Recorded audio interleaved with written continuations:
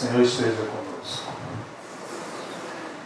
Estamos iniciando mais uma reunião pública. Como eu sempre digo, um domingo especial, um dia especial. Por quê?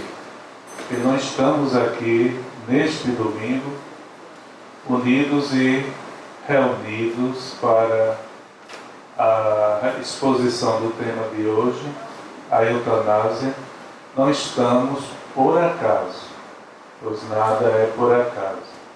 Existe uma razão especial para que cada um tenha intencionado caminhar para cá, se dirigir para este local, para o SELEC, assistir a esta reunião.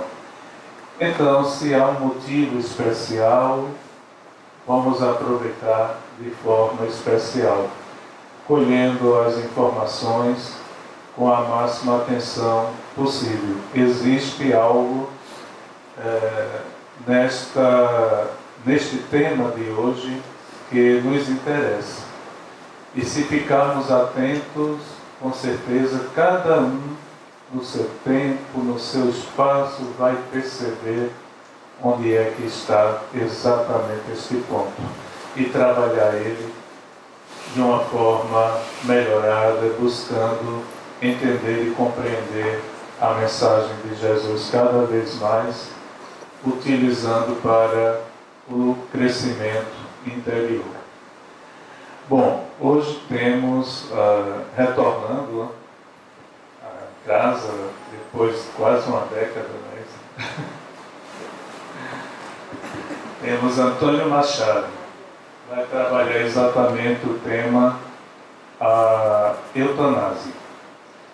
E compondo a mesa sou eu, na direção, Cordeiro, José Cordeiro, trabalhador da casa, Thelma, trabalhadora da casa, para a prece final, e Sandra, também trabalhadora da casa, que fará a prece inicial. Antes de passarmos para a prece inicial, lembramos que desliguem os celulares para não atrapalhar aqueles que estão interessados no desenvolvimento do tema. E durante as preces, vamos pedir e vibrar por Nadege Maria da Silva, que está no Hospital São Salvador, na UTI C. Vamos vibrar para que ela supere este momento difícil. É mãe de uma trabalhadora aqui da casa, que está passando por este momento difícil, precisando de muita força para superar, e podemos ajudar com as nossas vibrações, ela encontrar essas energias e superar. Dentro da possibilidade que for conveniente, de acordo com a vontade de Deus. E também vibrar por uma trabalhadora da casa que está no Hospital Pelópe de Silveira. Muitos de vocês conhecem, durante a semana ela sempre está ali na cantina, atendendo, é Dona Isabel. Dona Isabel teve um problema de saúde, teve um AVC, se encontra internada, está na UTI também, precisando das nossas vibrações positivas, para que ela também supere este momento. E agora vamos passar para a Sandra, para a prece inicial. Elevemos nossos pensamentos ao alto, agradecendo a Deus por esse dia de hoje, por toda a semana, por todos os livramentos que Ele nos concedeu. Que a espiritualidade que se encontra possa assistir esses irmãos que estão necessitados de auxílio. Que a nossa conversa de hoje se transforme na Tua Santa Paz, Senhor. Que o mentor espírito da nossa casa ajude nosso irmão a fazer uso da palavra, para que nós possamos captar os ensinamentos que vai ser discorrido. Que a tua luz permaneça entre nós, hoje e sempre. Ave Maria, cheia de graça, o Senhor é convosco, bendita sois vós entre as mulheres, bendito é o fruto do vosso ventre, Jesus. Santa Maria, Mãe de Jesus, rogai por nós, pecadores, agora e na hora de nossa morte. Que a tua paz ilumine sempre o nosso caminho, que assim seja. Então passamos a palavra para o Antônio Machado com o tema a eutanásia. Agradeço a Deus a oportunidade de estar aqui com vocês nessa tarde e podermos refletir num tema que não é fácil. Mas a nossa proposta, na verdade, hoje é para que a gente possa refletir. Com certeza, ainda vamos precisar de muito mais estudos e palestras para que a gente possa melhor compreender esse tema tão importante. E a doutrina espírita nos convida a todo dia, a todo momento, a valorizarmos a vida, o bem maior e extraordinário que Deus nos concedeu. E de posse desse bem maravilhoso que nos foi concedido, nós podemos transformar a nossa existência e a existência de tantos quantos estejam à nossa volta. Por isso que possamos sempre, porque para nós espíritas, a vida, nós somos imortais. Discutir eutanásia na casa espírita é para nós, na verdade, um tema que vai nos levar a refletir e poder informar aqueles que estão à nossa volta. Porque para nós, eutanásia não existe. Porém, a gente precisa refletir sobre algumas questões para que a gente possa, à luz dessas reflexões, podermos melhor auxiliar aqueles que estejam à nossa volta. Com certeza, o tema não será esgotado na tarde de hoje, mas eu espero poder ter aguçado em cada um de nós, como foi também para mim, a necessidade de estudarmos, de nos esclarecermos, para podermos levar o conhecimento salutar da vida para aqueles que estejam à nossa volta. E a doutrina espírita é um instrumento extraordinário que a gente precisa se utilizar para que possamos cada vez mais valorizarmos a vida, a nossa e aqueles que estão à nossa volta. Gostaríamos de deixar um abraço fraterno de todos nós que fazemos o Grupo Espírita Manuel Filomeno de Miranda. É uma casa nova, recente ainda, nós só temos 14 anos de idade, mas já abraçamos algumas tarefas. A gente disse que nossa casa é pequenininha, poucos trabalhadores, mas a gente tem bastante tarefa. A Sandra conhece o nosso trabalho lá, espero que um dia vocês possam ir. Espero que a gente possa atender as necessidades de cada um de nós na tarde de hoje. Antes de mais nada, seria interessante nós observarmos alguns conceitos. Eutanásia, do radical grego, significa bem, boa. Thananos significa morte. Quando a gente fala em eutanásia, dois conceitos básicos se apresentam, para que a gente possa discorrer um pouco mais sobre ele. A eutanásia ativa e o que a gente chama de eutanásia inativa. A eutanásia ativa é aquela no qual o médico ou o próprio paciente injeta alguma substância que dá fim à vida. Quando é feito pelo próprio paciente, essa eutanásia é dita suicídio ativo.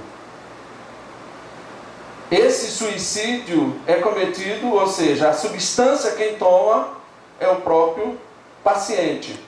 Países como Bélgica e Holanda, isso já é feito normalmente. Inclusive, foi fundado um abrigo na Alemanha para receber idosos holandeses que estavam e que estão temerosos que os seus parentes autorizem a eutanásia desses idosos holandeses. A eutanásia ativa, praticada pelo médico, a eutanásia inativa.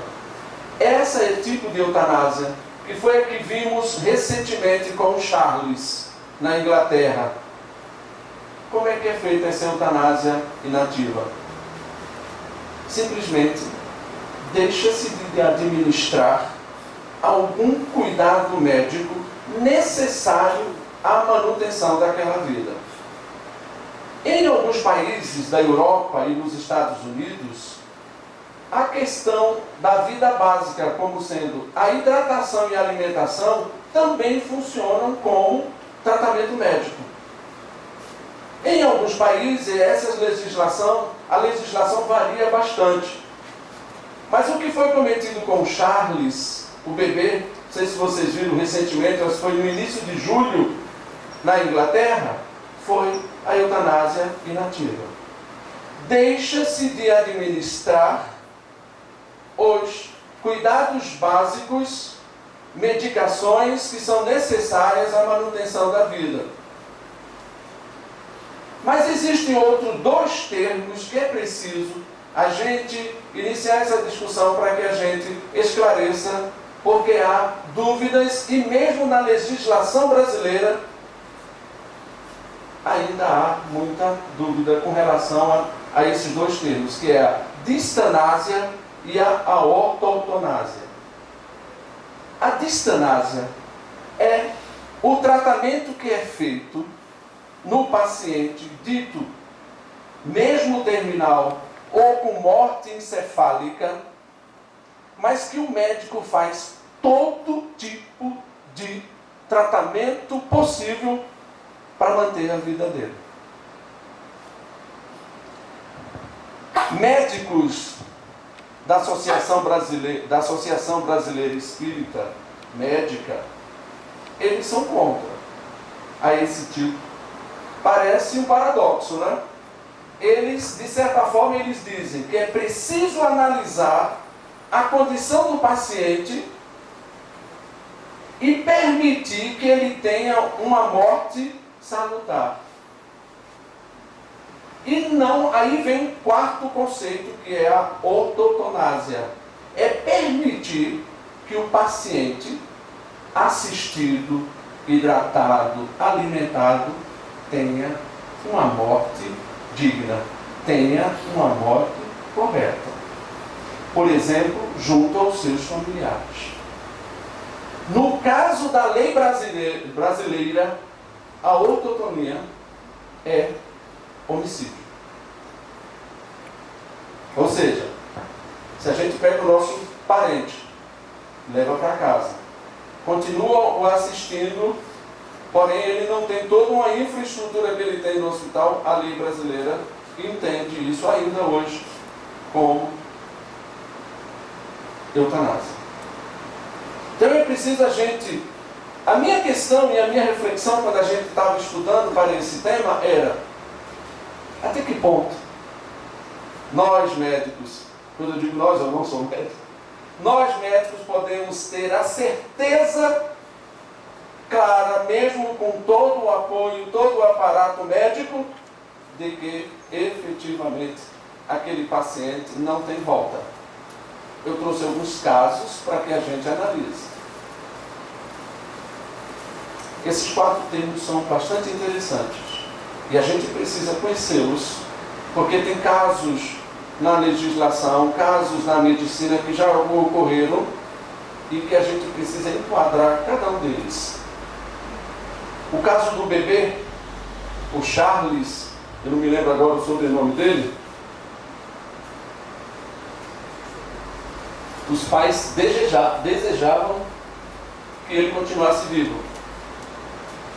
Mas os médicos praticaram a distanásia. Eles retiraram os respiradores da criança. Em algumas situações médicas, por exemplo, a questão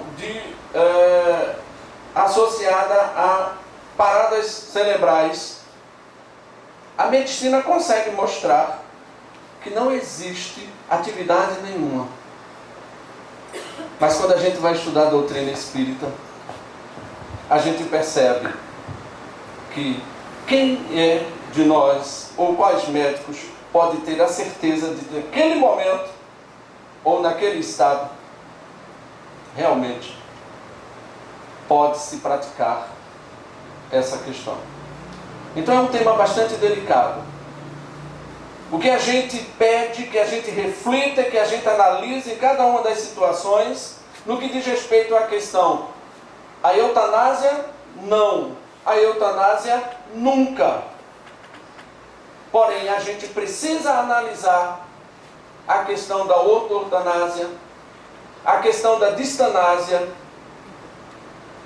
a eutanásia ativa e inativa, ou seja, o suicídio assistido, não.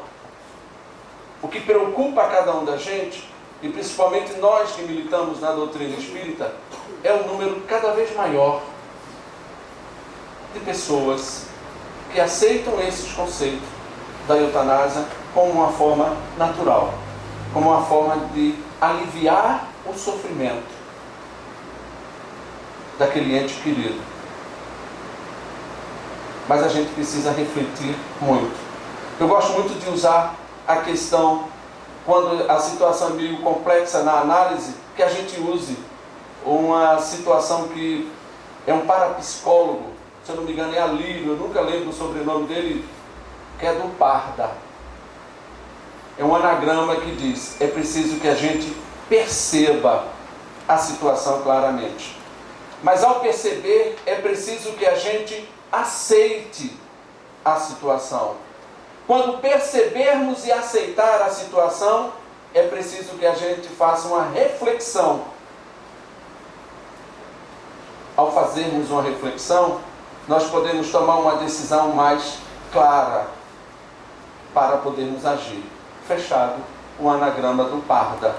Perceber, aceitar, refletir, decidir para podermos agir de uma forma correta. Ok? Então esses conceitos são interessantes porque é preciso para que a gente se situe. É preciso que a gente analise cada situação. A gente sabe que existem divergências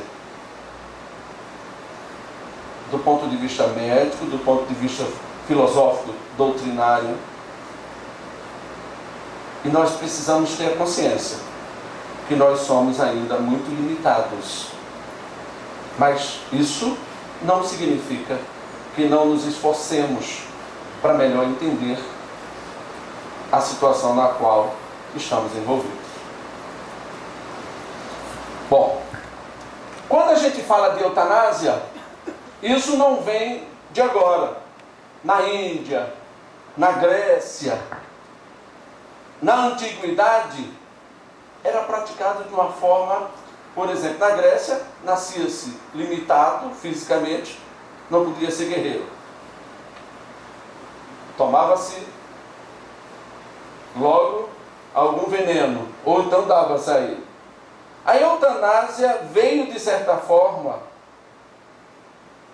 mais aceleradamente na Roma Antiga, na Idade Média, mas a partir do conhecimento judaico-cristão, começou-se a identificar essa prática de uma forma menos cruel. O que a gente vê, na verdade, é que no Brasil não há previsão legal para a prática da eutanásia. E pasmem vocês, ela é praticada diariamente em nosso país. Na rede pública, infelizmente, ela é praticada. A gente não pode afirmar números exatos, mas em função da deficiência que nós temos no atendimento médico na nossa rede pública, esse número pode ser alarmante e a gente não tem números exatos dessa questão. É importante que a gente observe, no único país aqui na América que permite a eutanásia, aí a gente está falando da eutanásia ativa e inativa, é o Uruguai. E um estado americano do Oregon, que também permite essa questão. Agora nos vem à mente uma história que Chico nos narra. Chico, todas as final de semana, aos domingos, visitava um doente, que era um doente, não era um doente terminal, mas ele não tinha os 4 membros, era cego, não tinha audição e se alimentava com muita dificuldade. Como vários amigos iam na casa do Chico no final de semana, no domingo, para ajudá-lo, teve um médico que caridosamente se propôs a ajudar o Chico. E quando lá ele chegou e viu a situação do paciente, aí falou para Chico: Chico, não seria melhor a gente praticar a eutanásia? Aí Chico, orientado por Emmanuel, disse: você não imagina o porquê dele estar nesse estado. Ele foi um cruel perseguidor nas últimas existências. Muitos daqueles que ele perseguiu já o perdoaram, só por vê-lo nesse estado em que ele se encontra. E os outros que ainda não o encontraram, é porque não conseguem perceber que nesse estado em que ele se encontra é aquele espírito de outrora que foi o algoz temível. Não é interessante? Como a gente conhece pouco e a doutrina espírita nos mostra, através dos seus princípios básicos, como a gente pode refletir diante de determinadas situações. A gente não pode esquecer que, sob a ótica da doutrina espírita, conforme a pergunta 155A do Livro dos Espíritos, Kardec nos afirma que, durante a vida, o espírito se acha preso ao corpo pelo seu envoltório semimaterial e perispírito. A morte é do corpo físico, não somente desse envoltório, que o corpo separa quando esta cessa a vida orgânica. A grande questão da eutanásia está esse momento que se cessa a vida orgânica. A nossa medicina evoluiu, porém é difícil nós termos esse limiar. Por isso que é tão importante aos médicos, aqueles que trabalham com a saúde, a oração, a busca pela iluminação, para que tome a decisão mais precisa, mais correta, que ele possa ter em relação àquele paciente. Atitudes precipitadas podem lhe causar sérios problemas futuros para aquele espírito que estava se depurando em função daquela necessidade. Tem alguns casos, tá? Que a gente colocou aqui. Então, um homem agoniza presa de cruéis sofrimentos, como esse caso que eu falei para vocês de Chico. É permitido poupar-lhes alguns instantes de agonia? Aí a gente trouxe um exemplo de uma jovem que sofreu um acidente na Califórnia. Ela tinha 19 anos, há uns 10 anos atrás. E a mãe pedia a Deus todos os dias para que aliviasse aquele sofrimento. Ela teve morte encefálica. Ora, morte encefálica significa nenhuma atividade. E ela tinha feito diversos exames. E os médicos queriam praticar eutanásia e entraram na justiça. Laura Connors. E ela insistiu. E ela conseguiu derrubar todas as liminares que os médicos já colocavam. A sua filha já estava com praticamente metade do peso que ela tinha antes do acidente. Ela insistentemente, todos os dias, a visitava no hospital. Depois de 9 longos anos, quando ela não conseguiu vencer a última liminar, antes de que praticasse a eutanásia, ela chegou próximo ao ouvido da filha e disse: filha, eu te amo, mas não pude lutar contra os homens. Alguns segundos depois, a filha disse: mãe, eu também te amo. E desperta desse coma, que segundo a nossa medicina, ora, evoluiu bastante, porém, algo que foge à nossa percepção, e tem um outro caso desse que eu vou trazer aí para vocês, que não tinha uma explicação. Aí vem a nossa reflexão. Para nós é muito fácil deixar, porque eu digo sempre aos amigos, às pessoas próximas, quer conhecer família? Coloca a herança e doença em jogo. Me perdoe, mas é uma realidade. Herança e doença. Herança, todo mundo corre, quer o seu quinhão, e com razão. Doença, eu não gosto de hospital, eu detesto hospital. Quem é que gosta de hospital? Eu também não. Mas a gente precisa assistir aos nossos entes queridos. Honrai o nosso pai, o vosso pai e a vossa mãe, e os assiste-os.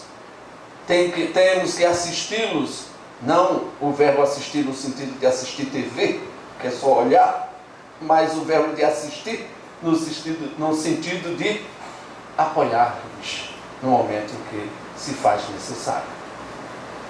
Porque não é fácil. Lidar com doença não é fácil. Mas é um desafio para cada um de nós. Nesse caso aqui que eu trouxe, o jornal O Globo, esse é o caso de John Martin, semelhante ao que aconteceu da Laura. Ele despertou, só que a situação dele era uma situação melhor, mas ele despertou do coma praticamente da mesma forma como a Laura despertou. Isso chama a atenção nossa para que decisões precipitadas podem trazer consequências sérias.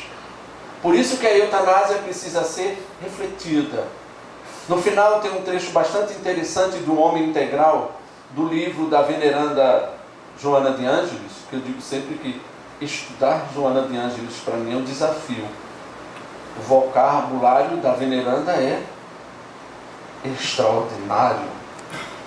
E o meu ainda muito limitado. Eu sempre estudo com um dicionário ao lado, porque a veneranda é extraordinária na hora de escrever. No final, tem um trecho que ela fala que é bastante interessante sobre essa questão da eutanásia.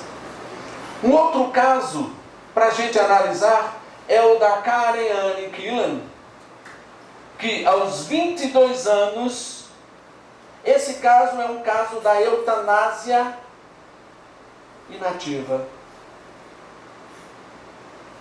Os pais, segundo contam, dizem que ela foi agredida possivelmente pelo próprio marido, mas não conseguiu se provar. E ela ficou anos. E a mãe lutando para que não fossem desligados os aparelhos. E, ao final de 1985, 9 anos sem o uso do respirador, com alimentação artificial e só hidratada, ela melhora no seu estado neurológico, né? E faleceu aos 31 anos de idade. Mesmo depois de desligados os respiradores.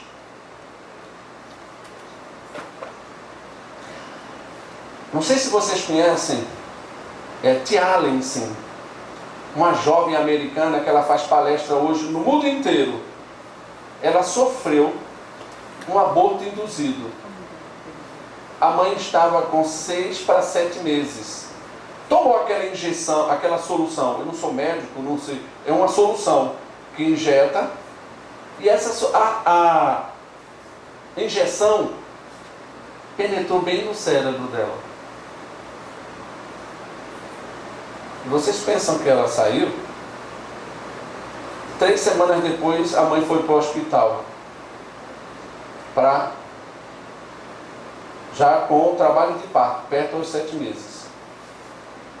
Ela nasceu. Ela nasceu com uma deficiência. Foi rejeitada pela mãe e um casal americano adotou essa criança. Hoje ela faz palestra no mundo inteiro. Ela tem uma deficiência. Ela puxa por uma perna, uma garota lindíssima. Se vocês colocarem na internet, vocês vão poder ver a história dela completa.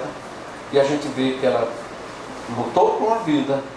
E aqueles que estavam à sua volta acreditaram. Hoje ela mostra. Porque o suicídio assistido também é eutanásia. E hoje ela mostra que lutou contra a vida e diz: aqueles que não me amaram, aqueles que não me quiseram. Ela diz que hoje luta para que as pessoas valorizem essa vida. Um exemplo claro de que lutou contra todas as adversidades. E que o exemplo de cada um da gente tem que dar. Lutar contra as adversidades com as quais a gente se encontra no nosso dia a dia. Porque é muito fácil deixarmos de lado e não lutarmos contra essas dificuldades no plano ao qual a gente se encontra. Um outro caso foi essa Terry Schiavo. Similar ao da anterior, ainda se diz, ela morreu, ocorreram inúmeros componentes de litígio, só que o grande problema foi discussão política e a disputa familiar. A discussão política em relação à questão de um parlamento, que era ela inglesa, o parlamento decidia e voltava. A questão política associada à questão que os pais lutavam por uma vida e, na verdade, a eutanásia venceu mais uma vez. E por último, esse caso de Diane Prairie, que é também uma americana. Prairie morreu em um centro de cuidados paliativos em Londres. Ela teve que sofrer o que havia previsto e temia, e não pôde fazer nada para ajudá-los. O que foi que aconteceu? Diane começou a ter dificuldade para respirar aos 10 anos. Simplesmente o fato de se analisar toda uma questão para podermos analisar esses 3 casos que a gente trouxe aí para vocês, todos eles dizem respeito à eutanásia inativa. Ou seja, naquela em que o paciente não tem o direito, familiares ou médicos decidem o que é melhor para ela. Aí a gente se pergunta e procura refletir com vocês. Até que ponto podemos decidir pela vida das outras pessoas? O que nós temos de conhecimento e de consciência para tomarmos a decisão de tirar ou de prolongar? Aí vem o conceito da distanásia, que também é preciso que a gente reflita. Aí é preciso que os médicos e o conhecimento médico e a aplicação de equipamentos possa efetivamente estabelecer um padrão e dizer: olha, não tem retorno da vida aqui. da vida orgânica. Vamos permitir que ele tenha uma vida saudável e não praticar a distanásia colocando todo tipo de medicação, alongando esse sofrimento. Mas vocês percebem que isso não é fácil? Vocês percebem que isso não é uma decisão fácil? Eu não conhecia o conceito da distanásia, eu achava que não teria questão, que deveria se prolongar essa vida o máximo, que com todos os recursos necessários. Porém, a gente precisa refletir. Cada situação vai levar a gente a uma reflexão para que se possa tomar a melhor decisão, sabendo que nós seremos coautores da decisão que for tomada. A doutrina nos mostra, no capítulo 5, no Evangelho de Mateus, que não veio revogar nada, que continua o mandamento não matarás. No livro dos Espíritos nos mostra a vida é necessária ao aperfeiçoamento dos seres. Na questão 303, só a Deus assiste o direito de dispor a vida do homem. Na pergunta 944, foi ele que criou. Mas, Machado, o que é que tu está querendo dizer? Se só foi Deus, como é que tu falasse na distanásia? Como é que a gente refletiu? Por isso que eu trouxe a questão para a gente refletir, pessoal. Eu não poderia chegar aqui e mostrar um ponto de vista único e exclusivamente meu. À luz da doutrina espírita, a gente tem que valorizar a vida sim, porém, a gente precisa refletir em situações às quais estamos envolvidos. E para isso a gente precisa estudar. Para isso a gente precisa se instruir para que a gente possa tomar a melhor decisão possível.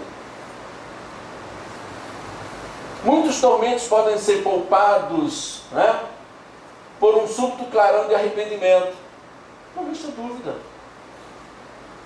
A partir do momento, né, o materialista que só vê o corpo, mas esquece da vida espiritual.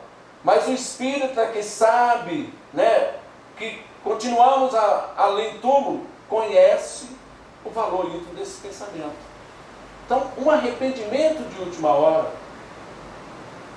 a gente pode e deve sempre estar atento a essas questões.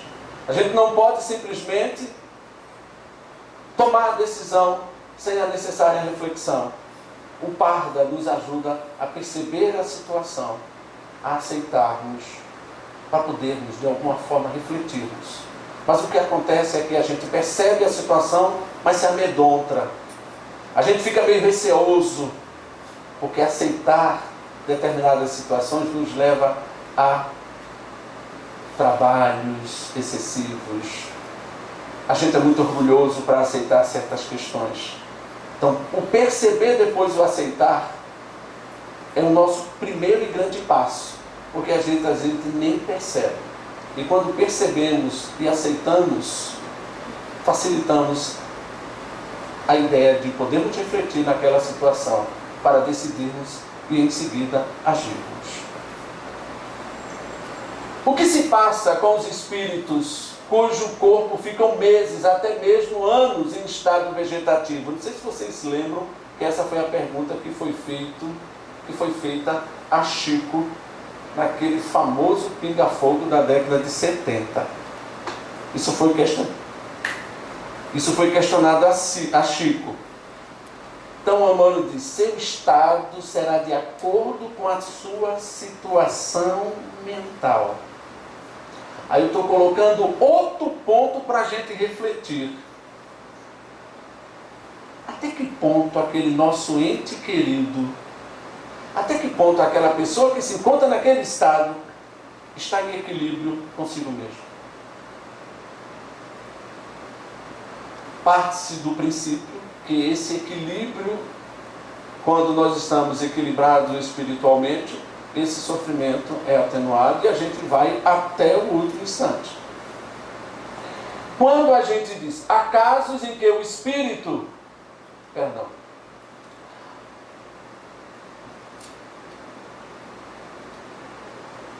A casa em que o espírito permanece como aprisionado ao corpo e dele não se afastando até que permita receber o auxílio dos benfeitores espirituais. São pessoas, em geral, muito apegadas à vida material. E é o que a gente vive. Quantas vezes não passou por vocês, eu já tive isso na minha família, um paciente em estado difícil no hospital, aí todo mundo fica naquela tensão, aí simplesmente eles têm aquela melhora súbita, aí dá uma aliviada na família, sai aquele clima de tensão um pouquinho, né? Só vai melhorar. Isso aconteceu com minha bisavó. Quando eu ia visitá-la, aconteceu o desencarne. A espiritualidade permite, né? Vamos auxiliar um pouquinho esse corpo, né, com os fluidos. Vamos levantar um pouquinho, o pessoal melhora o astral, a gente consegue fazer o desencarne que já é necessário mais rapidamente. Não foi outra que aconteceu. Na época eu não era espírita, mas hoje a gente imagina que com certeza, porque toda a família naquela atenção, ela melhorou. Eu era menor, eu tinha o quê? 10 anos. Vamos visitar todo mundo. Mas nem chegou o sábado, porque nós íamos lá no domingo. Em outros casos, os espíritos, apesar de manterem uma ligação com o corpo, né, por intermédio do perispírito, dispõem de uma relação de relativa liberdade. São aqueles espíritos que são menos desmaterializados, estão mais preparados. Aí, Machado, que convite é que tu está fazendo isso? Nós somos espíritos de terceira grandeza. Não é isso? E como tais, ainda somos muito apegados à matéria. Mas isso não significa que a gente não vá, na senda evolutiva, buscar esse desprendimento. A gente precisa dos bens materiais. Não vamos ser hipócritas e dizer que não precisamos. Precisamos. Agora, uma coisa é precisar e termos esse apego, né? Vou dar uma datinha, porque senão a gente não termina. A eutanásia é geradora de futuras deficiências físicas. Está lá, doutor André fala, ó, o ciclo de vida originado nos comandos do Espírito carrega consigo, né, impositivos que não tem como. Você não concluiu naquela existência, vai concluir em outras. Deixa a gente adiantar um pouquinho. Tem alguns casos aqui hoje, mas eu vou deixar isso aí com vocês, né? Aí diz, em qualquer das circunstâncias, o plano espiritual sempre estende seus esforços na tentativa de auxiliar. Não tem? E a partir do momento, ou seja, a prece, a forma como a gente vai direcionar essas questões, com certeza, vai nos aliviar, vai nos fortalecer para vencermos determinadas questões.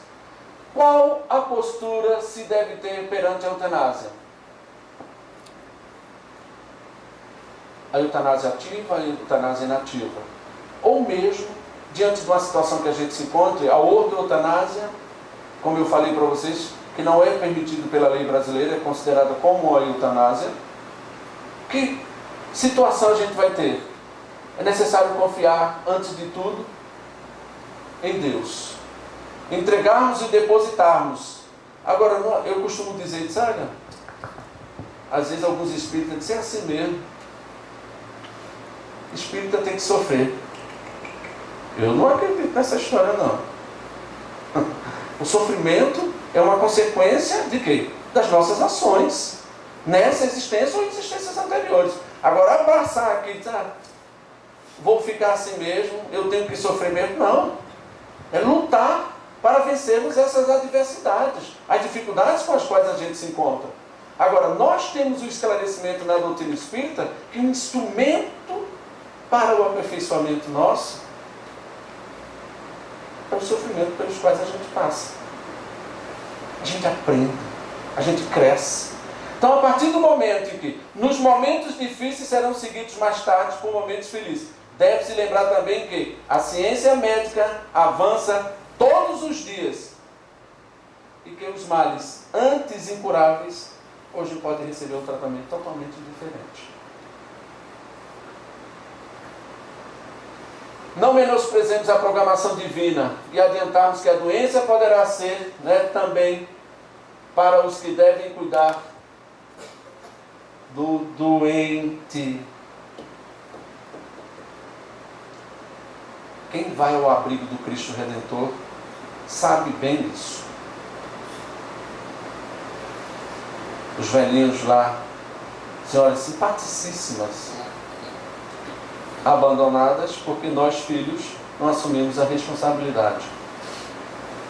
Há uns 5 anos atrás, recebemos uma senhora lá de porte elegante. A gente via que ela vinha de uma estirpe bem superior às nossas, comum. Sabe onde ela morava? Depois, eu só fiquei sabendo, não porque eu fui indagar a vida dela, mas ela adorava conversar comigo. E me contou a vida dela todinha. Resumindo, o filho dela se casou. Ela morava num apartamento ali em Apipucos, de 200 metros quadrados. A nora não gostava dela. Mãe, eu vou deixar você no abrigo, vou vender o apartamento e comprar 2 menores, um para mim e outro para você. Ela morreu em dezembro de 2015, dessa grossura, abandonada lá. O filho jamais apareceu para vê-la. O Espírito Emmanuel ensina fraternalmente: quando te encontres diante de alguém que a morte parece mimbar a sombra, recorda que a vida prossegue. Vocês já perceberam que a gente esquece constantemente disso? Não tem como, a gente esquece. Estou adiantado. O que a gente pode, diante dessa situação, o que nós podemos continuar nossas reflexões sobre essa questão da eutanásia? Então eu coloquei alguns pontos aqui que eu achei interessante. Portanto, vamos reafirmar com o Espírito Emmanuel: o homem não tem o direito de praticar a eutanásia, em caso algum, ainda que a mesma seja a demonstração aparente de ser um bem. Machado, como é que fica a questão da ortotanásia? Lembra no início que a gente falou da ortotanásia? A análise criteriosa da situação do paciente, analisada todas as condições possíveis e impossíveis de serem feitas por aquele paciente, só não tem retorno. Quer levá-lo para casa para que ele possa desencarnar com os seus, junto aos seus, etc. É uma questão difícil e que a gente precisa, como eu digo sempre aos meus alunos, a gente precisa de dados fidedignos da situação em que a gente se encontra, para que a gente tome as decisões mais corretas possíveis. Em achismos, a gente incorre em tomar a decisão errada, mas pelo menos baseado em fatos concretos. E foi isso que o nosso ilustríssimo codificador fez. Metodologia para a codificação da doutrina espírita. Ele coletou dados em várias fontes diferentes e locais diferentes, porém a essência que traziam era a mesma. Além do mais, os desígnios divinos são insondáveis. O Kardec mesmo nos mostra que nós não compreendemos Deus ainda. Nós somos ainda muito diminutos e pequeninos para isso. Finalmente, e para que não paire qualquer dúvida, vamos incluir também a opinião da nossa digníssima veneranda, quando ela diz: ninguém se deverá permitir a interferência destrutiva ou liberativa por meio da eutanásia em tais processos redentores. analisemos cada uma das palavras. A ninguém cabe, só a Deus, a interferência destrutiva ou liberativa. Ou seja, darmos um fim ou mesmo achar que estamos sendo bonzinhos, sermos paliativos, por meio da eutanásia, em processos redentores, em processos de resgate, que a grande maioria de nós aqui se encontra nesse tipo de processo. Por quê? Livrarmos o espírito da oportunidade de se quitar perante a justiça divina. Pessoas que se dizem penalizadas dos sofrimentos de familiares e que desejam os tenham logo cessados, quase sempre agem por egoísmo. Aí a gente volta ao parda. Quando a gente vai, de alguma forma, perceber, sim, vai dar muito trabalho. Isso vai exigir demais da gente. Como eu falei para vocês, família, pessoa doente, para ficar lá no hospital, não é fácil. Ninguém gosta. A gente já não gosta da comida e da estadia lá. Agem por egoísmo, precursores de libertar-se do comportamento, do comprometimento e da responsabilidade de ajudá-la, o que não é fácil.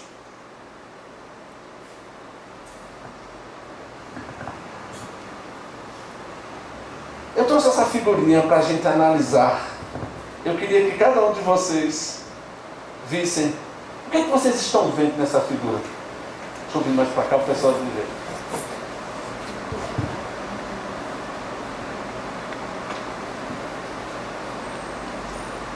O que é que a gente está vendo nessa figura? Se tiver dificuldade, fecha o olho, pisca outra vez e abre para ver.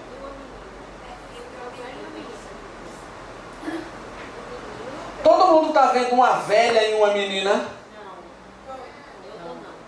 Quem está vendo a velha e a menina, levanta a mão. Quem está vendo só a velha, levanta. Quem está vendo só a menina? Dá licença.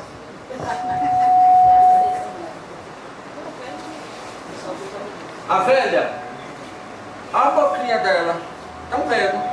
Ela não tem dentinho. A menina está aqui, a menina, olha os olhos da menina aqui, ó.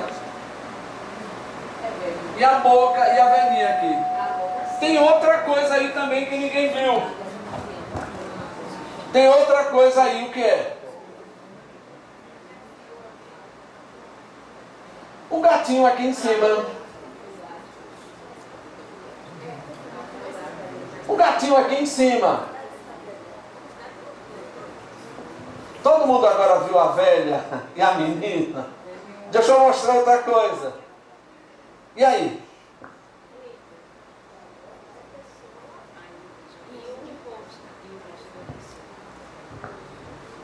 E aí, o que é que a gente está vendo?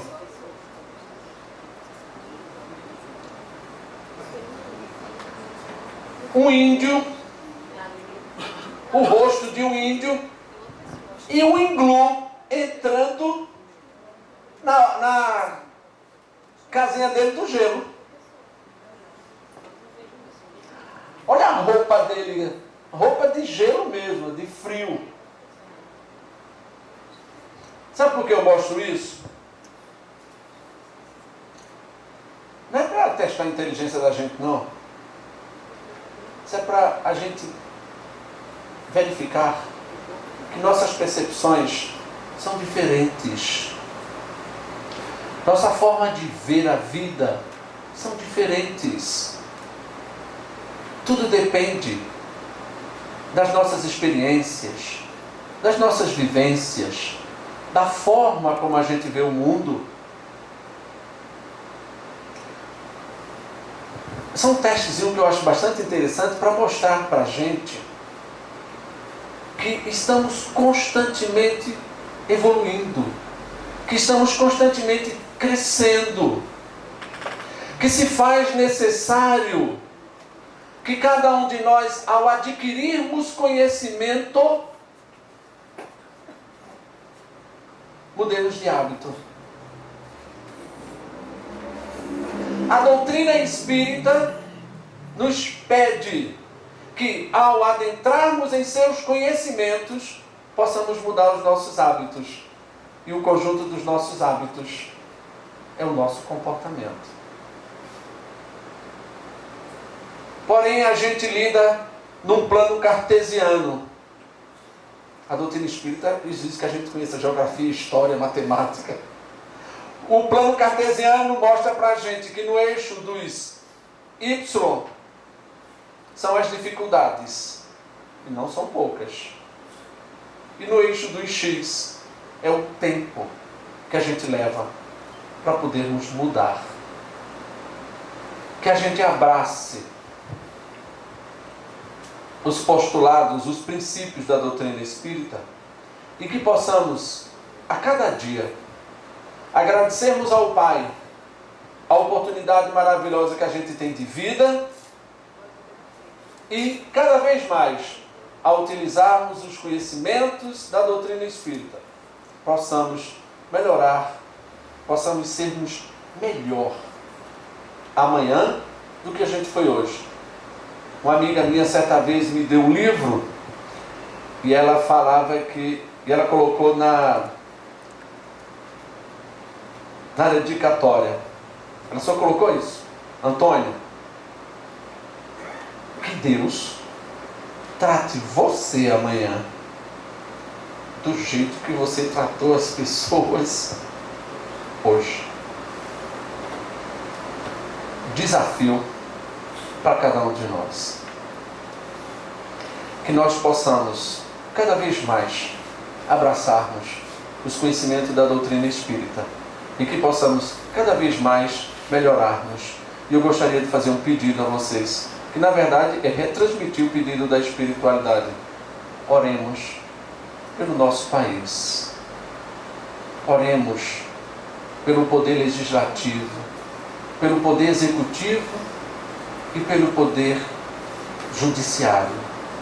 Peçamos a Deus que dê força cada vez mais ao nosso irmão Ismael, para que ele possa iluminar aquelas cabecinhas que nós colocamos lá no legislativo, porque é responsabilidade nossa, para que eles tomem as decisões mais acertadas possíveis para o nosso país. Mas também que a gente não esqueça de orar pela paz no mundo. Tem uma campanha imensa aí para que a gente fixe uma hora. Mas onde você estiver, oremos pela paz no mundo. Porque a paz começa em cada um da gente. E eu sou o primeiro que preciso buscar isso. Alertando. Então que a gente possa. Obrigado pela atenção. Obrigado pelo carinho de vocês. Que Deus nos auxilie, nos ajude. E me ajude principalmente. A Sandrinha me conhece. Ela sabe que a gente estuda, mas eu não sou palestrante. Eu digo a ela que ainda bem que ela usou o termo correto no início, que é, a gente gosta de conversar, porque eu também estou aprendendo junto com vocês. Que Deus nos abençoe, que Deus nos ilumine, né? E espero não passar tanto tempo como eu passei dessa vez, eu acho que uns 10 anos para poder vir aqui. Muita paz, muita luz, que cada um de nós possamos voltar para os nossos lares, sobre as bênçãos e a égide dos irmãos espirituais, e que possamos levar paz, luz e harmonia para os nossos lares, hoje, agora e sempre.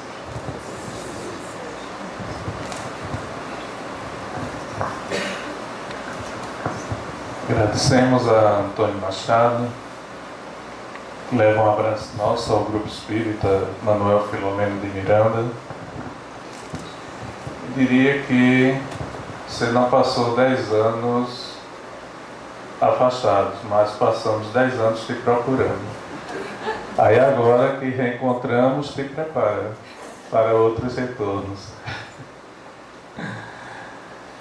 E quem pretender desenvolver ainda mais esse assunto, mergulhar, temos na codificação. Pode procurar eutanásia, diversos momentos vamos encontrar um conteúdo muito bom para aprofundar ainda mais o que Antônio Machado nos trouxe na tarde e noite de hoje. Agora vamos para a conclusão, lembrando que após a prece de encerramento, peço ainda na prece de encerramento por Nadege Maria da Silva, mãe de uma trabalhadora da casa, por Dona Isabel, trabalhadora da cantina, e lembrando também o nosso amigo, trabalhador de longas datas aqui no SELEC, o BDG, que está passando por um momento de recuperação, de reestruturação da vida dele, e que vibremos todos também por esta mudança, essa reconquista que ele está conseguindo na vida dele com o apoio da família, se reaproximando e convivendo com a família. Vamos passar a palavra para a Thelma para a prece de encerramento. Senhor, que possamos nesse momento só te agradecer por esse banquete. Te rogamos que estejamos iluminados durante toda a semana para colocar em prática tudo aquilo que aprendemos. Que possamos, Senhor, seguir sempre teus ensinamentos. Que as nossas aflições, os nossos problemas sejam por ti e por nós entendidos, e que possamos assim fazer com que sejam amenizados, não só os nossos, mas todos aqueles que chegam ao nosso encontro. Que assim seja. E assim, com esta prece, nós concluímos a reunião pública na tarde e noite de hoje. E a próxima etapa é exatamente o passe. Então, aqueles que vão receber o passe, aguardem com tranquilidade, sentados e em prece. E como está a recomendação no salão, silêncio é uma prece. Ajuda você a entrar em harmonia consigo mesmo para o passe, ajuda os que estão aplicando o passe a entrar também em harmonia e ajuda aquele que está recebendo o passe. É todo um processo. Muita paz, sigam com Deus.